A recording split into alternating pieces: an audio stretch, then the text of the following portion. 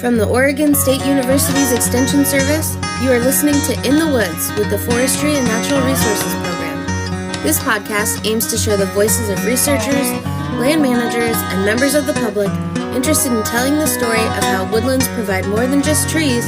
They provide interconnectedness that is essential to your daily life. Stick around to discover a new topic related to forests on each episode. Welcome back to another episode of In the Woods. I'm your host, Lauren Grand, Assistant Professor of Practice and Extension Agent in Oregon State University's College of Forestry. Today is a really special episode. I'm so excited that we're going to be meeting the Oregon State University Extension Service's Forestry and Natural Resources Fire team. It's a mouthful, but they're a big group, and I'm really excited for you to meet them. This program is truly unique and one of the first of its kind in the country. Welcome, fire team. Hi, Lauren. Hi. Let's start by talking about how this Extension Fire Program came to be. And Carrie, I'm going to start with you because you were instrumental in the development and implementation of this program. So tell us, what's your role in the program now, and how did the program and fire team come to be? Great. Thank you so much, Lauren. It's a pleasure to be on your podcast. So I'm currently the fire program manager, and my role is very diverse, from assisting the director in moving the program towards its strategic goals to managing day-to-day operations of the program, and also providing support and direction to the specialist. And so how the fire program came to be, well, the program was developed based on 5 years of assessment data that informed us that there was a real need for education related to wildland fire, and also the need to foster the resiliency of communities and landscapes to wildfires. So fire, as you know, Lauren, is a big part of our ecosystems in Oregon, and we really have to prepare for and learn to live with fire. So my colleague and I brought the concept of a fire program to our Forestry and Natural Resource Extension group, including you. I remember meeting with you. And together, that was fun. We worked to develop the program from the ground up. The F&R group felt strongly that the fire program should be a program for all Oregonians. And so service areas were created across the entire state of Oregon. So I just feel so fortunate today to have a fire program team that works collectively and locally to serve the diverse needs and landscapes in Oregon. Well, I'm so glad that, you were one and our colleagues came together to be the brainchild for this program, and that it came to fruition. And you guys are doing so much great work already. Do you have a pet project or a fun project that you're working on right now that you want to share with the group? Oh man, Lauren, that's really hard. I have like a million projects that I'm working on that I don't know. I think I'm a little obsessed with fire. I get so excited, but if I had to choose, I guess I'd say I'll go with the prescribed fire projects. So what I'm hoping to do is provide a continuum of learning experiences where we start with the basics of prescribed fire and go all the way to getting even potentially certified with the Oregon Department of Forestry through their new Certified Burn Manager program. So just last month, we published a prescribed fire basic collections of modules that provided really foundational, basic information on prescribed fire. And for those of your listeners who might not know, prescribed fire is a really important tool we can use to help manage our forests and rangelands. And it also has many ecological benefits. Lauren, I'm not sure how many of your landowners are using it, but it is definitely a great tool in our toolbox that we can use. So we plan to create more modules and potentially turn that collection of modules into an interactive course that anyone with internet access can participate in. I think it would also be super cool to see those that take the course are offered like a hands-on live opportunity to get out and experience prescribed fire and so that they can utilize the knowledge they learned from the basic series and develop those skills necessary to use prescribed fire on their land. So then a next level could be getting certified by the Oregon Department of Forestry through their new Certified Burn Manager program. So it's just all a work in progress. So stay tuned, and hopefully, and maybe you can have me on your podcast again once we get this a little more dialed in. I can tell you a little bit more about the prescribed fire experience. That would be so amazing. I have quite a few landowners that are excited about learning more and the potential for prescribed fire. So I can't wait to see where this program goes. And I'm really excited to hopefully in a few months or a few years. Hopefully it's not years. Have you back on to be able to describe the program for That's awesome. Thank you so much, Lauren. Yeah, great. Thank you. Thanks, Carrie. Okay, well, we'll move on. Welcome back to the podcast, Emily Jane. Thanks for having me again, Lauren. So the last time you joined me, we were talking about conflict resolution, but now you're joining me in a different role. Can you tell me what your role is on the fire team? For sure. I'm currently the interim director, so that means I work closely with Carrie doing a lot of the things she describes, and I also help provide strategic direction and then work with all the different state partners that are involved in wildfire, because there's a lot going on with wildfire in Oregon in the last few years, and so showing up and working with those partners on common goals is really what I do. But conflict resolution is always relevant. I was going to say, I actually think back to that podcast frequently in my day-to-day work, but not to get sidetracked. So tell us about some of the current objectives of the fire team and what sort of some of those strategic goals are that you have. Yeah, for sure. So our overall purpose is really to use education and boundary spanning partnerships to foster the resiliency of communities and landscapes to wildfire at scale. And what that actually means is that we're trying to provide knowledge and connections so that people in Oregon can better understand wildfire, what it means for them, and how to prepare for it, and importantly, how to work together. We also try to be part of and supportive of partnerships that reduce wildfire risk and get larger landscapes, big areas ready for fire.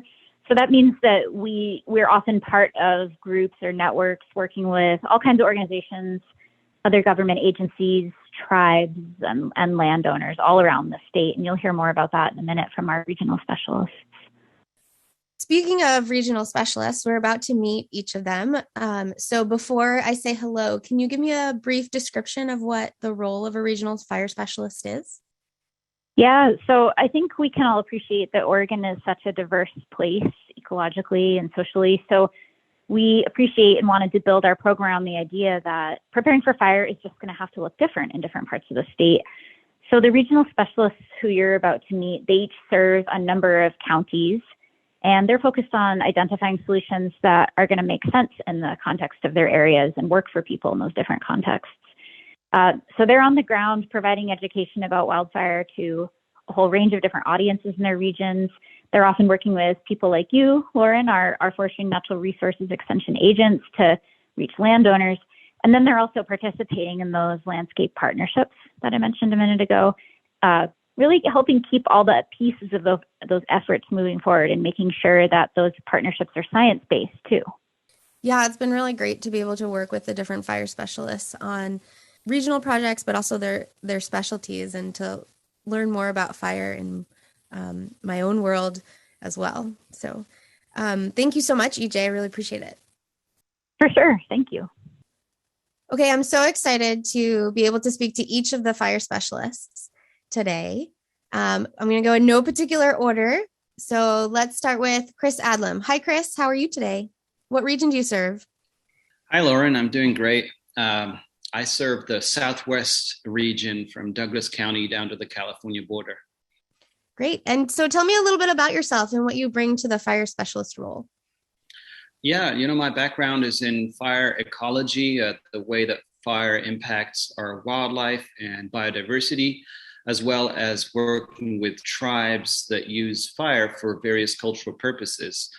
And so, like Carrie mentioned, we're doing all this educational outreach around prescribed fire so that people can learn about this practice. Maybe they're new to it.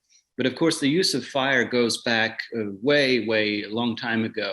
And indigenous people have used fire to manage their resources and take care of gathering places, keep wildlife and plant populations healthy.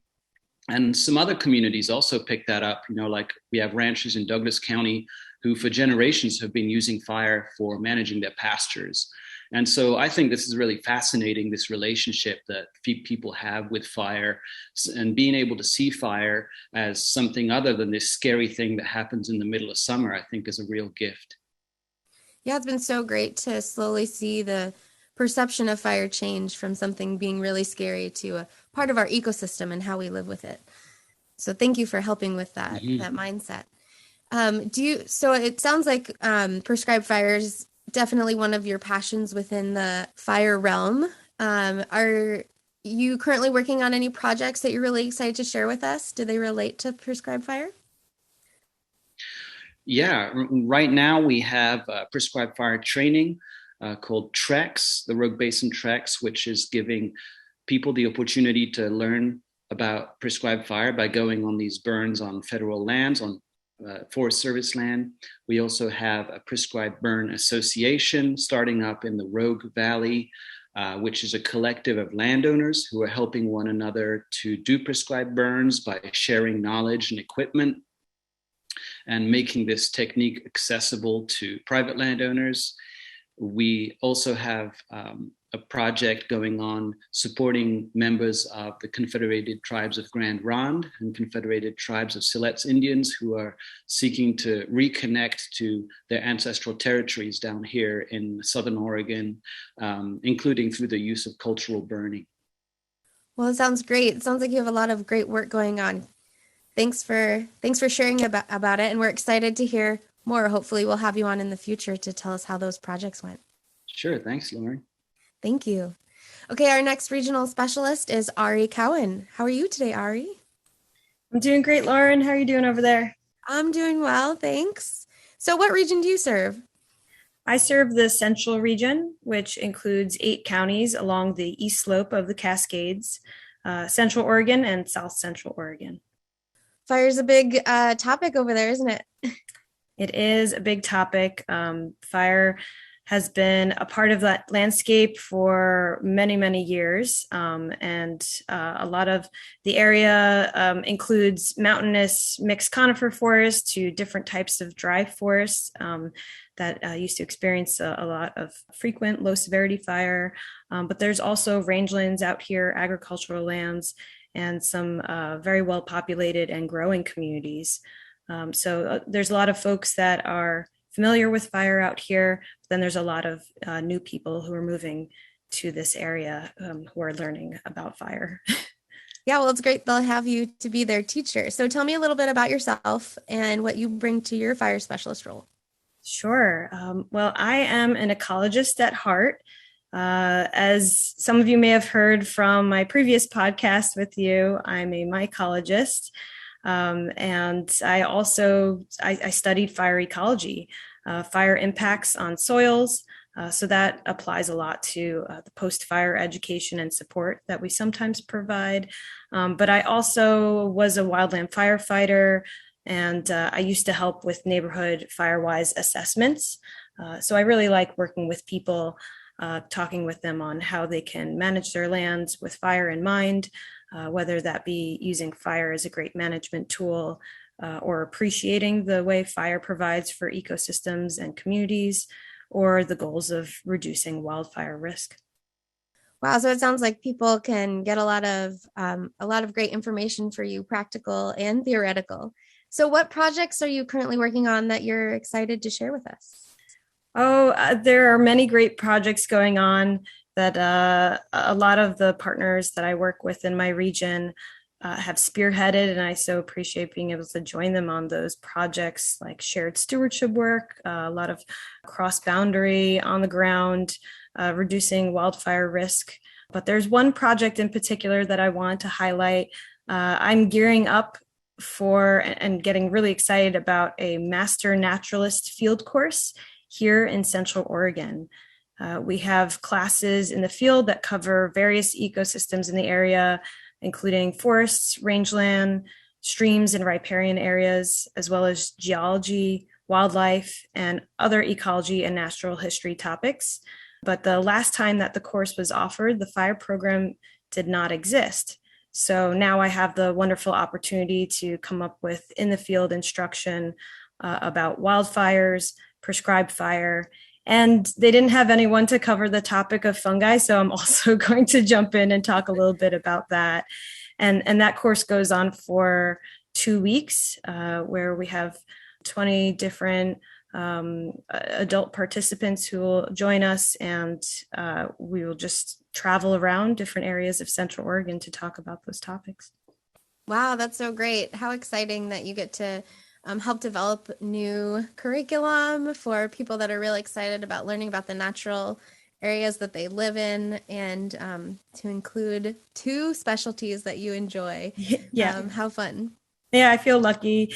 And also I recognize how much it is wonderful to get outside and be able to show in person a lot of the examples of the topics that they're learning about. So I plan to bring them to a site of a fire that occurred 20 years ago, a site of a more recent wildfire, and then also to bring them to a site where a prescribed burn took place last year and talk a bit about that. Wow, that's great. I can't wait to hear all the rave reviews you're going to get from your workshop. Thanks, Lauren. Okay, so let's talk to Aaron Groth next. Aaron, how are you today? Tell us what region you serve. Hey, good afternoon, Lauren. It's really great to join you. I am the regional fire specialist for the coast. So I serve 4 counties in their entirety and then an additional 7 counties partially. I'm based in Astoria in Clatsop County. And I cover all of Columbia, Clatsop, Tillamook, and Lincoln counties. And I do cover parts of Lane, Douglas, Benton, Polk, Yamhill, Washington, and Multnomah counties. Yes, I get the pleasure of working with you in Lane County. It's been really fun having you aboard. Yeah, I appreciated the opportunity to be able to contribute to the newsletter that you and Alicia have, Canopy View News, for your newsletter for Lane and Douglas County. Yeah, it was a great article on the fire history on the coast. Thank you. So tell us a little bit about yourself, Aaron, and what you bring to the regional specialist role. I bring a couple of strengths, I think. I'm a pyrogeographer, I'd say, by training, but I'm also fluent in written and spoken Spanish. I'm a returned Peace Corps volunteer and was in an environment program in Peru for 4 years. I have a real interest in landscape ecology and how fire impacts the land, and also fire history, but also, human connection to the land that my colleagues have spoken about before me. I was actually trained by wildland firefighters of Machu Picchu Historical Sanctuary, were the ones who trained park guards and community members in the area where I worked in Peace Corps. And so I didn't have personal protective equipment at the time, but 12 years ago, I was using sheepskins to, battle rangeland fires at about 14,000 feet above sea level. Wow, what a special experience. Anything in particular from that you want to share with us that we wouldn't be able to learn from our American experiences?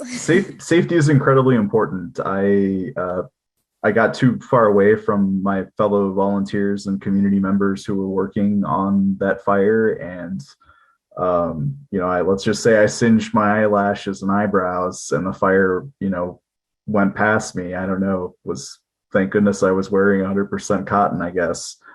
But always safety first, and, know where the people in your team are and know where the fire is, and heed any direction from your colleagues in the field. Definitely. This is the second podcast in a row where safety has come up, and it is very important. Working in the woods, we ask you all be very safe, and recreating as well. And I'm glad that your eyebrows and eyelashes have grown back. Thanks. So are there any projects you're currently working on that you are excited to share with us? Yeah, I would say I've been developing an educational program related to wildfire in terms of coastal history, but also the application of prescribed fire on the coast. It's probably not applied as widespread in terms of low intensity fires or prescribed fire as Southwest Oregon or compared to Eastern Oregon. But there are certain locations such as the Nature Conservancy's Cascade Head Preserve, as well as Nestucca National Wildlife Refuge, as well as hopefully Sand Island in the mouth of the estuary of the Columbia River, can have application of prescribed fire to achieve ecological management objectives. In the case of Cascade Head Preserve and Nestucca, it would be habitat for the Oregon silver spot butterfly. That's great. Those are cool projects.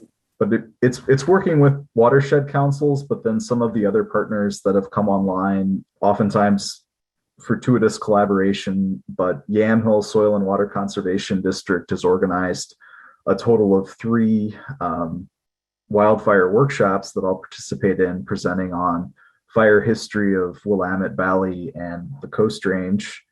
And then also working with educators of the state of Oregon and the Oregon Natural Resource ONREP, the education program. And then I'm looking forward to Thursday. I'll be in the field with Dan Stark, forestry agent for Clatsop, Tillamook, and Lincoln counties. It's the 8th grade forestry field trip at Cape Lookout State Park. And Dan and I will be talking to the 8th graders about wildfire and looking forward to collaborating with people in Tillamook. And looking forward to also plugging in Douglas County. I have not yet been able to develop programming in Douglas County, but I'm working with my colleagues, Chris, as well as Alicia Christensen, and also Shelby Jean Philly, who's within Agriculture and Natural Resources Extension for a agriculture wildland fire training, specifically for agricultural producers within Douglas County. And looking forward to building out my contacts within Douglas County as well. Thank you. Yeah, that's great. Those are some good things. I too especially love those workshops with the kiddos. They get really excited talking about ecology and fire, and I hope you have lots of fun. Yeah, I'm hoping to give them a lot of tools, and I think it's important that young people use geospatial tools with regards to both natural resources, land cover change, as well as fire, and understand how different data sets are used. Geospatial literacy is incredibly important from a geopolitics perspective, of course, but also in terms of natural resources and fire. So, that's great. They're lucky to have you. Thanks, Aaron. Okay, next up on the docket, John Rizza. Welcome to the podcast. How are you today, and what region do you serve? Hey, Lauren. Yep, we're just enjoying another day in paradise over here in Northeast Oregon. So thanks for having us. Yeah, living the dream, huh? Somebody's got to do it. Okay, tell me a little bit about yourself and what you bring to the fire specialist role. Yeah, appreciate that, Lauren. So I live up here in Union County and cover 7 full counties and 3 more partial counties in the area, and have really unique opportunity to work with our partners.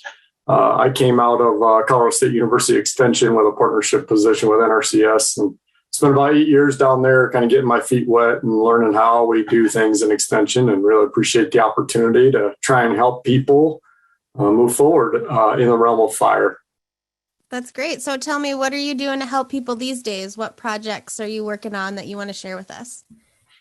Yeah, it's great, Lauren. So we are working across the northern and southern blues to help local communities address their needs related to fire, whether it's prevention or preparedness or awareness for that matter, and really helping to promote those education and outreach opportunities that we're so good at here with Extension. And there's a real focus on the strategic approach to how do we address those risks and then actually do something about them so that we're in a better place when the next fire will come, because it will, not if, it's when. So is there anything in particular that you're really trying to hone in on to your constituents over there or the participants that are involved in your education programs? Yeah, we have a whole bunch of stuff. And I think, you heard about a bunch of those different educational opportunities from everybody else. And then additionally, I point out that we're really helping work with our partners to implement the funding coming from the Senate Bill 762 for this year, which actually goes to implementing projects on the ground. And so that's really important to educate the landowners and work with all our partners and be strategic in our approach to help us actually accomplish some good cross-boundary type programs that reduce the risk to these communities and provide these people with the tools they need to be better prepared. That sounds great. We always hear that fire knows no boundaries. So we're glad you're working on a landscape scale and providing some education and on the ground support too. Yeah, we do the best we can. There's a lot of territory to cover, but that's part of the gig. And maybe we can get some more of us running around out here to help you all out down the road. Sounds good. Thanks, John. All right. Last but definitely not least, we've got Katie Woolstein joining us. Hi, Katie. Hi, Lauren. How are you today? Doing well, thanks. So tell us a little bit about your region. Yeah, well, I come to you from Southeastern Oregon. I'm the Rangeland Fire Specialist on the Extension Fire Program. And so I cover Harney and Malheur counties. Harney is the largest county in Oregon, but we have fewer than 8,000 people. And so I like to remind people that cattle outnumber our residents 14-1. Wow. And then Malheur County is in the far southeastern corner of the state, and 94% of that is range. And so I feel really happy and lucky to be out here in one of my favorite ecosystems. Wow, that sounds great. So you're definitely the specialist because you're focused on rangeland, right? Well, you shouldn't tell the other specialists that, but yes, rangelands are special to me. So are there, so tell me a little bit more about yourself and what you're planning to bring to your fire specialist role. Yeah, so my background is actually in rangeland policy and governance. And so some people are going, well, what the heck? Why are you in fire? Well, rangeland fire is really neat. It's a complex issue at the intersection of range management, range conservation, but also land use legacies and socio-political factors and rural livelihoods. Most people make a living out here ranching. And so ranchers' culture and livelihoods are intertwined with whether fire occurs and what happens after those fires occur on the range. And so I view ranchers as essential partners to creating fire resilient landscapes. And so the big question for me out here is, how do you do this when over 75% of both Harney and Malheur counties are public lands? So I feel really lucky to have the background I do, which is figuring out the different kind of administrative tools and values, resources and capacities that all the different partners have on these vast landscapes, and thinking hard about how do we mix and match those resources, administrative tools and capacities across land ownerships to reduce overall wildfire risk and also improve those outcomes of rangeland fire. Wow, that sounds great. It sounds like you're one of those people where I always want to go on a trip with you because you've got all the tools in your bag and I'll never be left needing something. That's very nice of you, Lauren. So tell me how you use these tools that you have and you bring to your role to work on some of the projects that you've been working on. What's something you're excited about that's going on in your region right now? Yeah, well, like I said, the tough thing out here is we have so much public land. And again, the main land use is ranching, which means the landowners out here, the ranchers, have a vested interest not only in protecting their own properties from fire, but also they're invested in what happens to the grass that they lease on those public lands for grazing. And so, like I said, they're kind of a great partner because they're highly motivated. I have a partner who's called them human infrastructure scattered around the landscape. And so I really value that it allows us to think more holistically about how we move across range how fire risks not only within years, but from year to year. And so how do we nimbly deploy treatments as needed, depending on what precipitation looks like in April and May. And so one framework we're adopting to do that out here in Southeastern Oregon has been in partnership with the Harney County Wildfire Collaborative, which is housed by the High Desert Partnership here in Burns, Oregon. And the framework is the potential operational delineations, and it's a way to integrate rangeland management with fire planning. And so thinking holistically about fire, where our activities before, so pre-fire treatments are complementary to our activities during, so suppression, fire response. And then also we have an eye toward what we're doing after fire. And so, where is the best place? What is a priority for restoring and rehabbing places that have been affected by fire? Because we can't do it everywhere. We get really large fires and we have really low rates of restoration. And so the PODS framework with this group is just a way for us to all look at a landscape and aggregate it spatially, so that we're able to start prioritizing, where will treatments be most effective to achieve those post-fire outcomes that we'd all like to see. Wow, that sounds like a great project and a great way to support land stewardship on such a large region. Thanks for all your hard work. Thanks, Lauren. And Lauren, this is EJ again. I wanted to jump in and say we do cover the whole state of Oregon. Right now, we're actually hiring a new colleague to join us who's going to serve the Willamette Valley region, including a lot of the main urban areas of our state and the foothills of the Cascades. And so we look forward to rounding out our team of 6 specialists soon. That sounds great. I'm excited to meet our new specialists soon. Hopefully we'll be able to have them on the podcast so they can share their interests with us too. Get to them early, Lauren. I know. I love my teammates. I gotta make sure that everybody hears about what great work that they do. Well, we got to meet everybody, and thank you so much for joining us today, Fire Team. Fire is a big topic and it can be daunting, but we're so fortunate to have all of you working hard to offer these educational opportunities and resources to landowners and other natural resource professionals. It's just so great to have you all working so hard. Thank you so much. So as you're listening today, if any questions come up or we didn't cover a topic related to fire that you were interested in, don't forget to drop us a comment or send us a message on our website, inthewoodspodcast.com. But don't leave us yet. Our lightning round's next. Stay tuned to hear about all of our fire team's favorite tools and trees.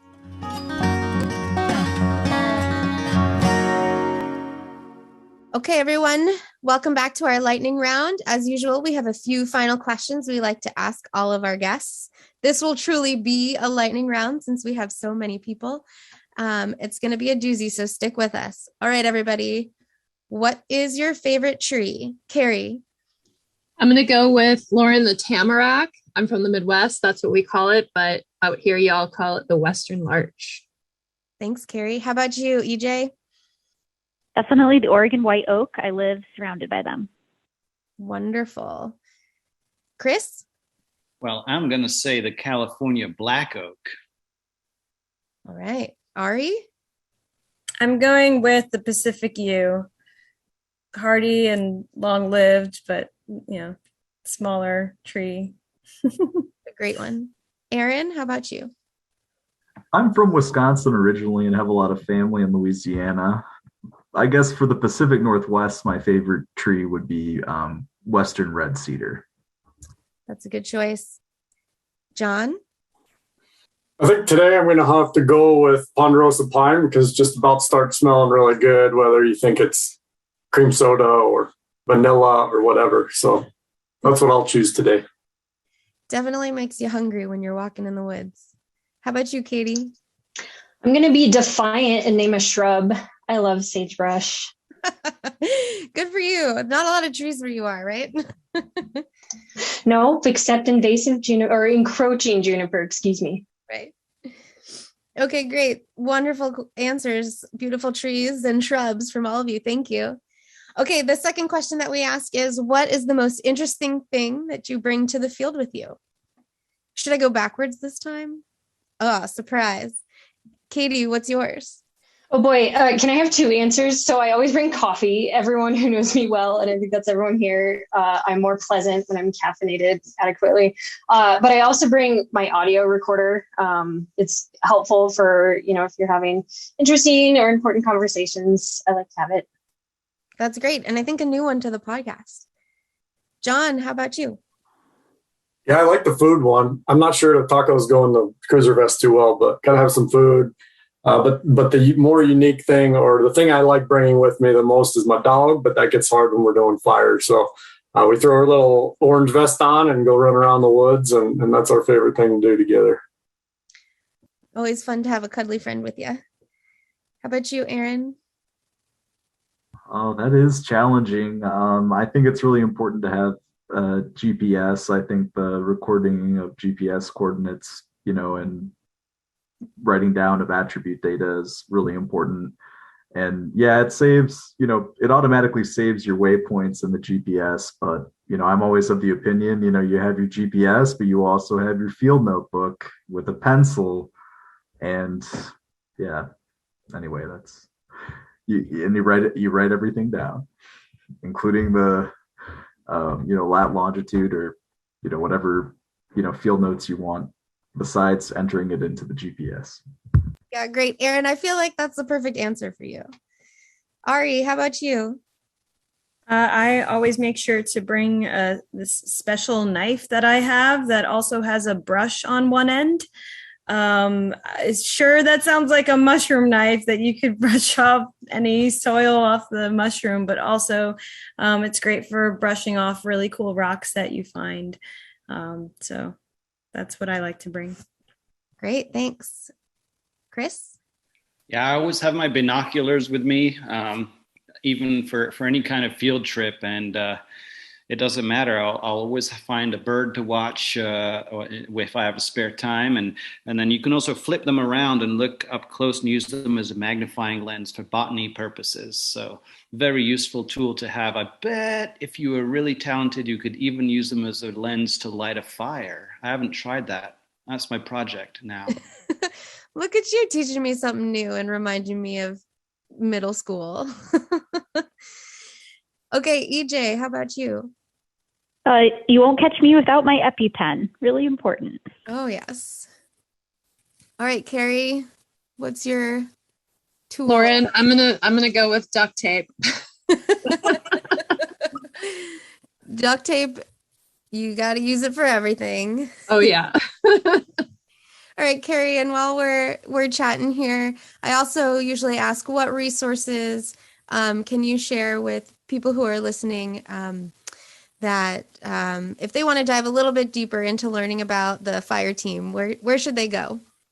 Yeah, great. Thanks for asking. Well, we are on the web. We have a fire program page on the Extension website, and you can find us at extension.oregonstate.edu/fire-program. And so a lot of resources are on that website, from FireWare, Fire Prepared, webinar recordings, to the new prescribed fire modules I talked about earlier. And also you can follow us on Twitter if you like to tweet. We're at OSU Fire Program. And so check us out on social media as well. Thank you so much. Oh, fire team. I was so excited to get to talk to you and have you on the podcast. I learned so much about what you're doing around the state. I can't wait to hear more about all the great things that come out of these wonderful projects. I'm so glad you could join me. This concludes another episode of In the Woods. Thank you all so much for listening. Join us in a couple of weeks when Emily, Jane, and Carrie come back to talk to us about fire-adapted communities. Until then, what's in your woods? Thank you so much for listening. Show notes with links mentioned on each episode are available on our website, inthewoodspodcast.com. We would love to hear from you. Visit the Tell Us What You Think tab on our website to leave us a comment, suggest a guest or topic, or ask a question that can be featured in a future episode. And also, give us your feedback by filling out our survey. In the Woods was created by Lauren Grand, Jacob Putney, Carrie Berger, Jason O'Brien, and Stephen Fitzgerald, who are all members of the Oregon State University Forestry and Natural Resources Extension Team. Episodes are edited and produced by Kellen Soriano. Music for In the Woods was composed by Jeffrey Hino, and graphic design was created by Christina Freehoff. We hope you enjoyed the episode, and we can't wait to talk to you again next month. Until then, what's in your woods?